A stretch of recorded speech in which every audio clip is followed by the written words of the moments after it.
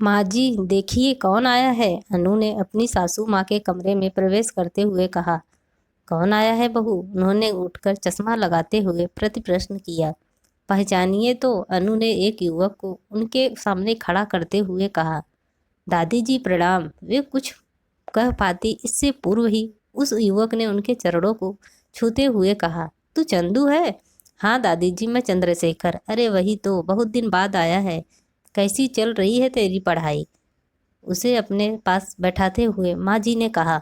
दादी माँ, पढ़ाई अच्छी चल रही है, आपके आशीर्वाद से नौकरी भी मिल गई है। पढ़ाई समाप्त होते ही मैं नौकरी ज्वाइन कर लूँगा।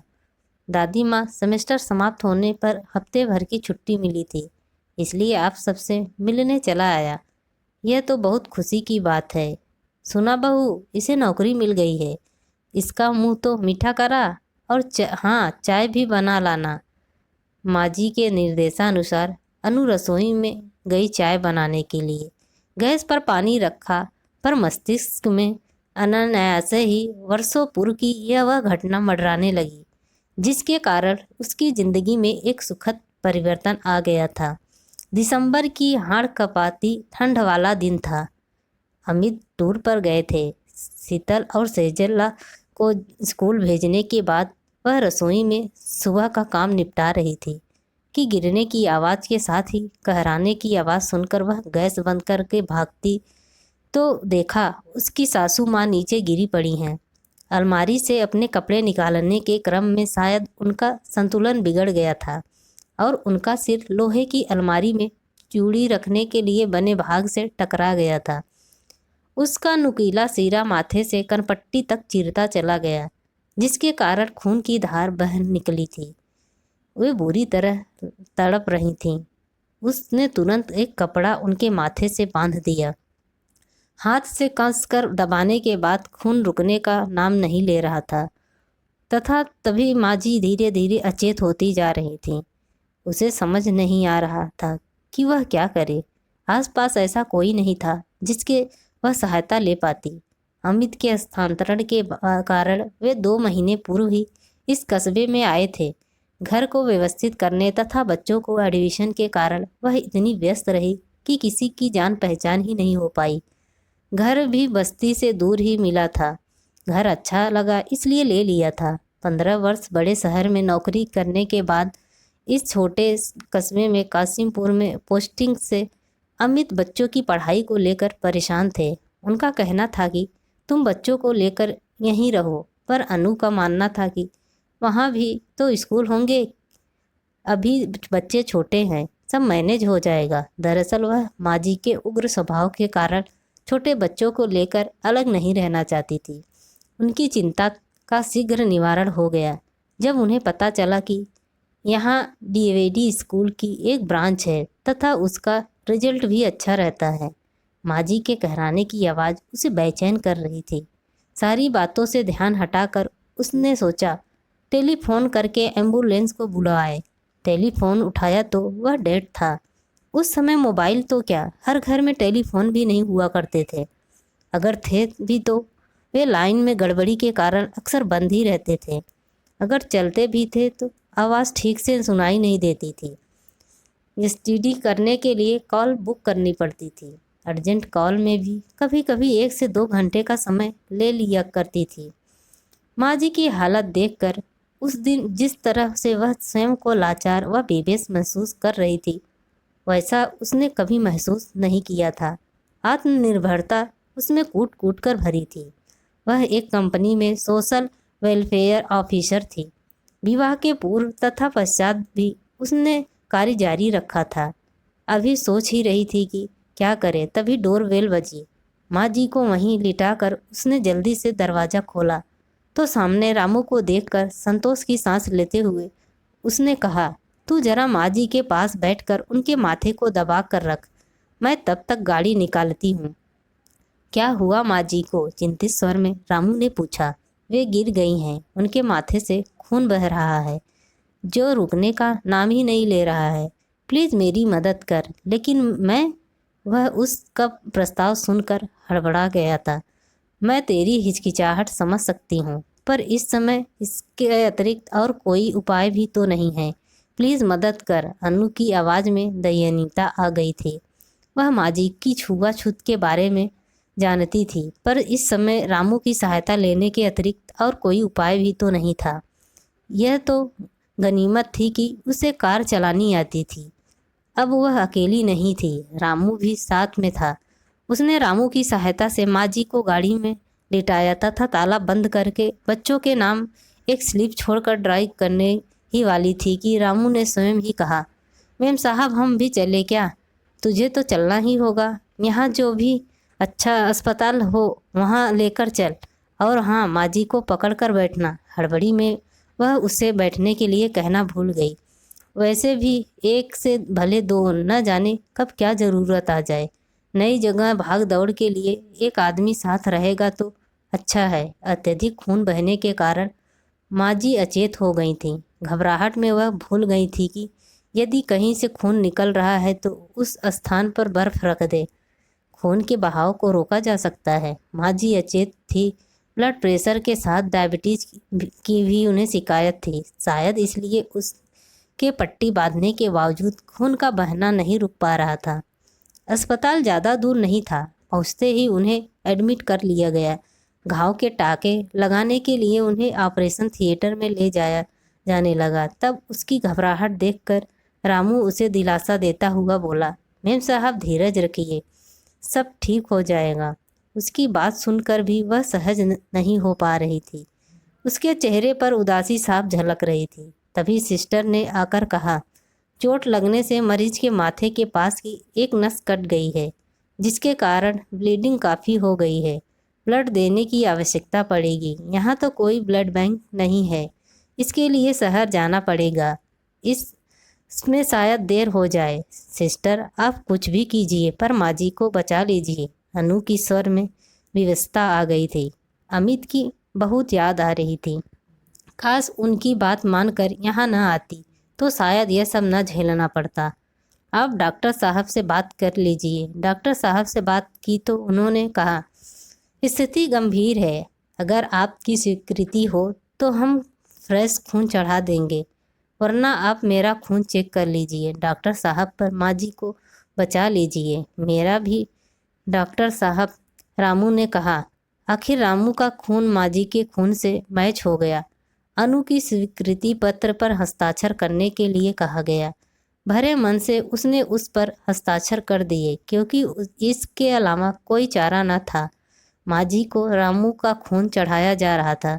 तब वह सोच रही थी, जिस आदमी को माँ जी ने सदाहीन और अछूत समझकर उसका तिरस्कार करती रही, वही आज उनके प्राणों की रक्षक बन गया है।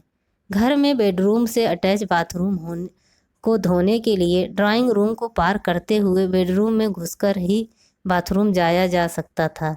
3 बेडरूम का मकान होने के कारण अलग से पूजा घर नहीं बना था। स्टोर में ही मंदिर रखा कर पूजा घर बना लिया था, पर स्टोर भी इतना बड़ा था कि हवादार नहीं था कि उसमें कोई इंसान घंटे 2 घंटे बैठकर पूजा कर पाए।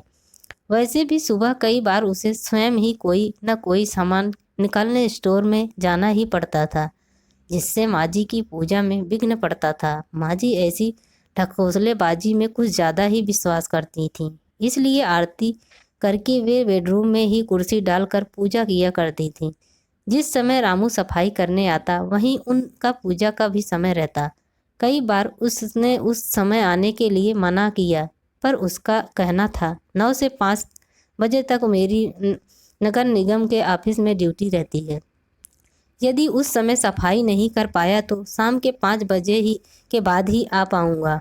मजबूरी के चलते उसका आना उसी समय होता था।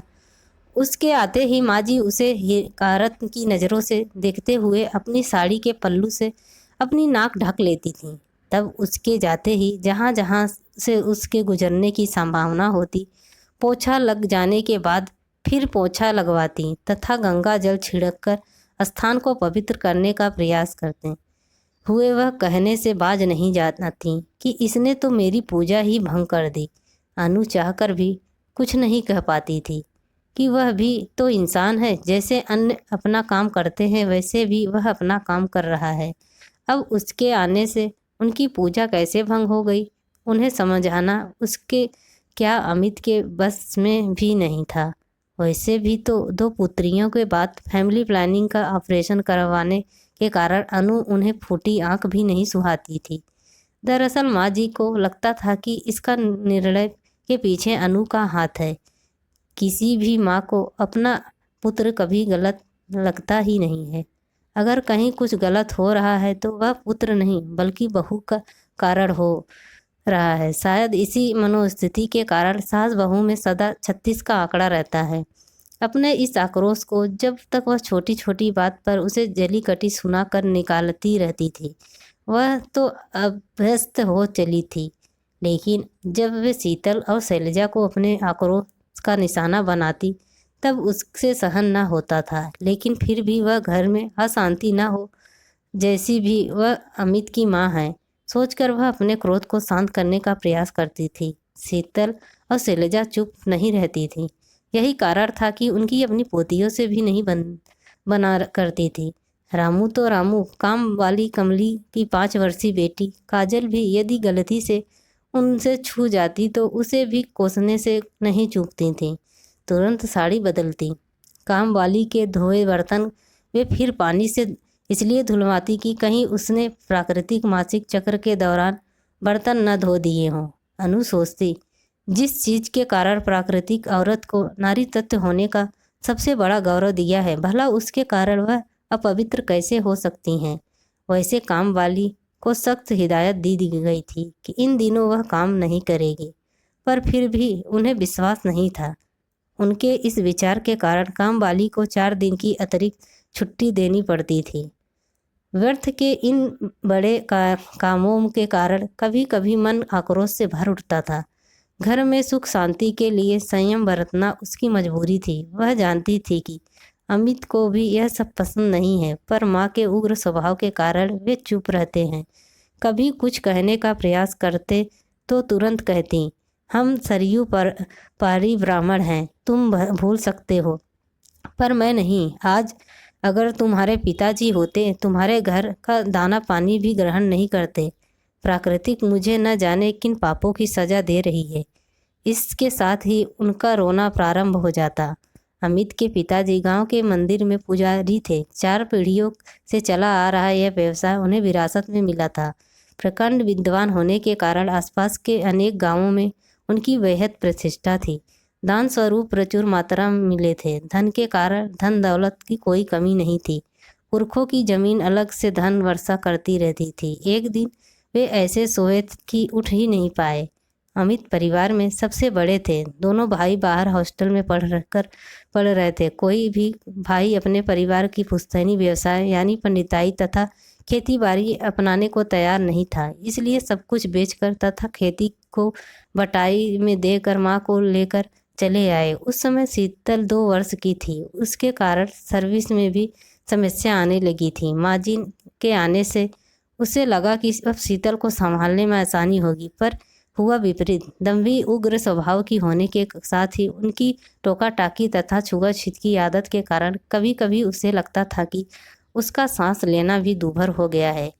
इसके साथ उनका एक जुमला दोहराना कि हम सरयू परारी ब्राह्मण हैं, तुम भूल सकते हो पर हम नहीं, उसे आभार बोध से जकड़ने लगा था। गलती शायद उनकी भी नहीं थी।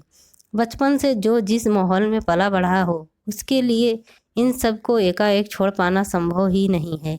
इन हालात में घर संभालना ही कठिन हो रहा था, इसलिए नौकरी के से त्याग पत्र दे दिया। 3 दिन तक माँ जी की आईसीयू में रखा गया। दवाओं के बावजूद वे स्टेबल नहीं हो पा रही थी। डॉक्टर इस चिंता में थे कि कहीं इस कारण उनको दिया गया खून तो नहीं, शायद उनका शरीर से स्वीकार नहीं कर पा रहा है। रामू लगातार अनु को देखने आता रहा था। जब वह घर जाती तब उसके पास बैठा रहता। शीतल और शैलजा की परीक्षाएं चल रही थी। अंतिम 2 पेपर बाकी थे, इसलिए वे उसके पास ज़्यादा देर तक नहीं बैठ पा रही थी। सच तो यह है कि रामू के कारण वह संकट की इस घड़ी में आसानी से पार कर गई।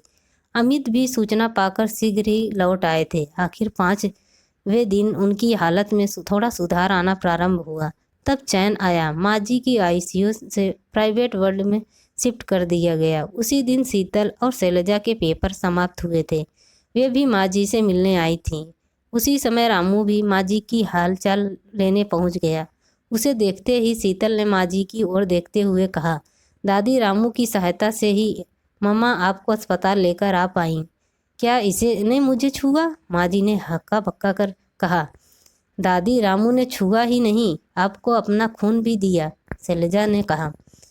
क्या कहा तूने? इसका खून मुझे चढ़ाया गया? हाँ दादी, अगर यह नहीं होता तो आपको खून नहीं मिल पाता। इसका खून मुझे क्यों चढ़ाने दिया?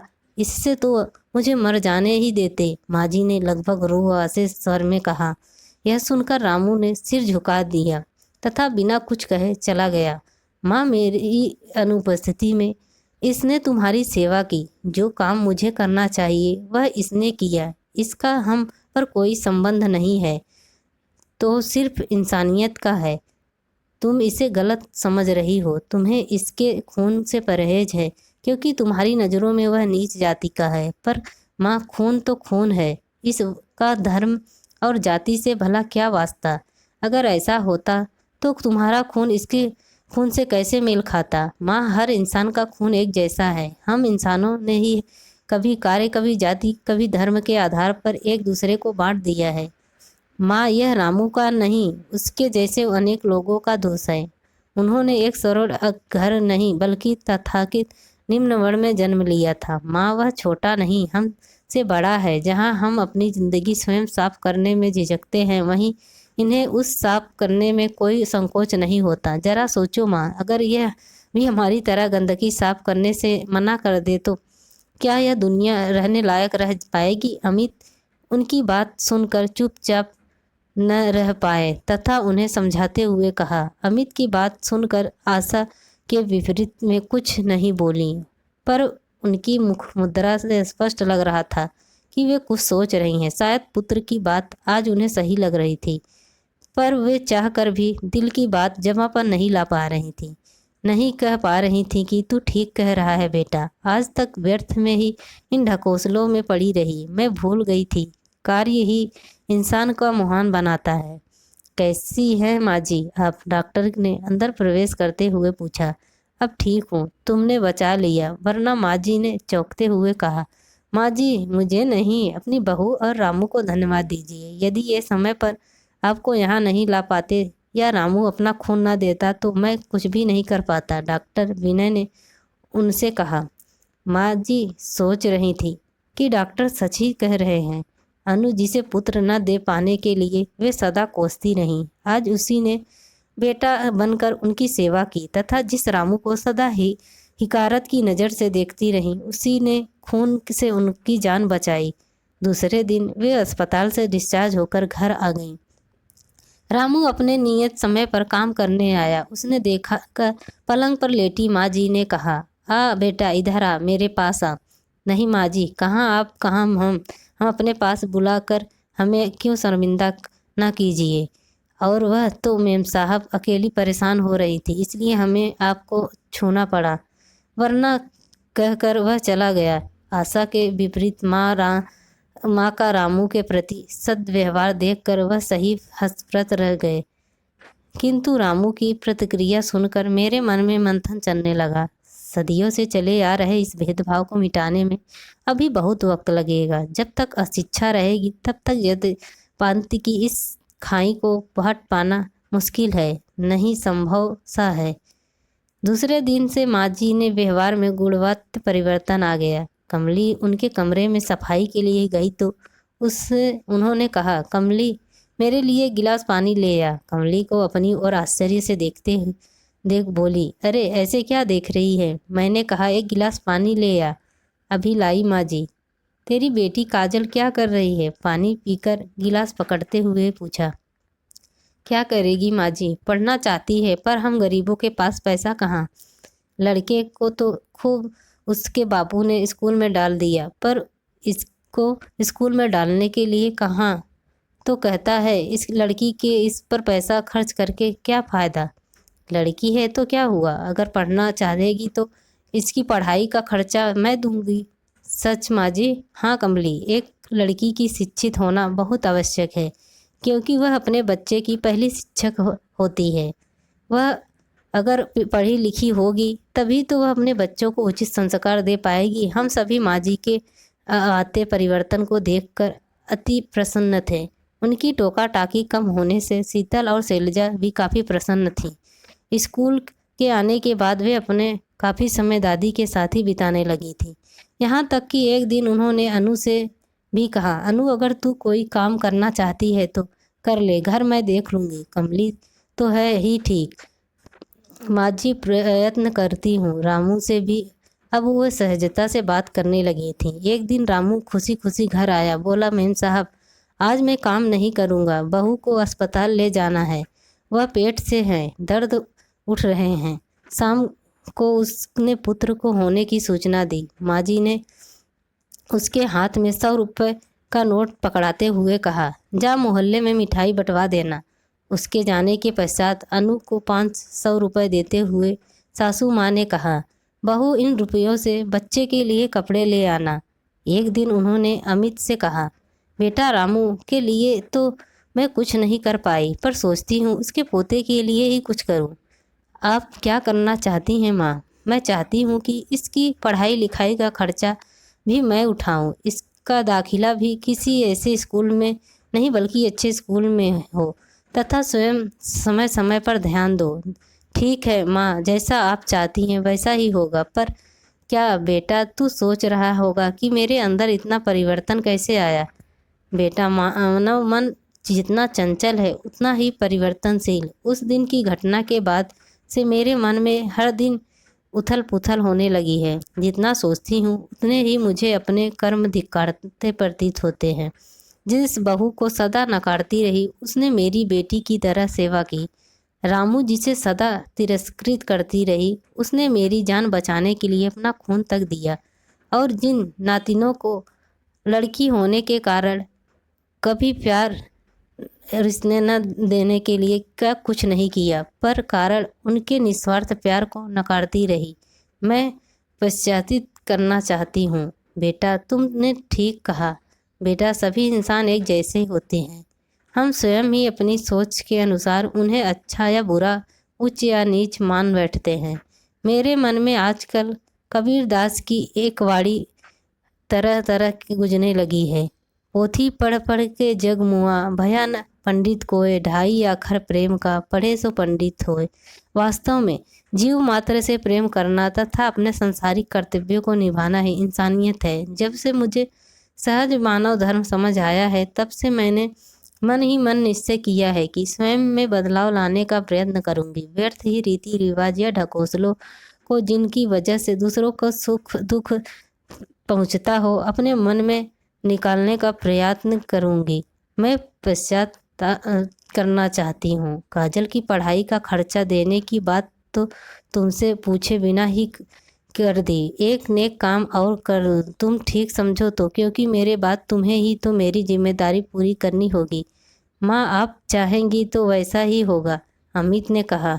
चाय के उबलते पानी की आवाज़ ने अनु के विचारों को भंवर में विघ्न डालकर उसे अतीत से वर्तमान में ला दिया। विचारों की झंझट कर शीघ्रता से नाश्ता निकाला, चाय बनाकर कप में डाली तथा कमरे की ओर चल दी। माँ जी को चंदू को अपने हाथों से मिठाई खिलाते देखकर वह सोच रही थी, रिश्ते खून के नहीं दिल के भी होते हैं। अगर ऐसा ना होता तो इतने वर्षों बाद हम सब एक दूसरे से जुड़े नहीं होते। कासिमपुर में तो हम सिर्फ 5 वर्ष ही रहे। पहले पत्रों के जरिए तथा बाद में मोबाइल के जरिए आपस में जुड़े रहे। पिछले महीने ही काजल का विवाह हुआ। हम सभी गए थे। हमें देखकर कमली की प्रसन्नता का ठिकाना न रहा। काजल और उसका पति विक्रम एक ही स्कूल में अध्यापक हैं। रामू तो नहीं रहा, पर चंदू के जरिए उस परिवार से भी हम जुड़े रहे। पिछले वर्ष जब शीतल का विवाह हुआ तो कमली और काजल के साथ चंदू के माता पिता ने विवाह की तैयारियों में काफ़ी मदद की थी। शीतल जहां सॉफ्टवेयर इंजीनियर है, वहीं शैलजा मेडिकल के अंतिम वर्ष में। आज माँ जी दोनों की प्रशंसा करते हुए आघाती नहीं हैं। दोनों ही उनकी बेहद प्रिय हैं। माँ जी ने जो निश्चय किया उसे क्रियान्वित भी किया। लोग कहते हैं कि बढ़ती उम्र के साथ इंसान अड़ियल या जिद्दी हो जाता है। पर माँ जी ने यह सिद्ध कर दिया अगर इंसान चाहे तो हम हर उम्र में स्वयं को बदल सकता है। इसके लिए उसे अपने झूठे अहंकार को त्याग कर मीठे बोलों को अपना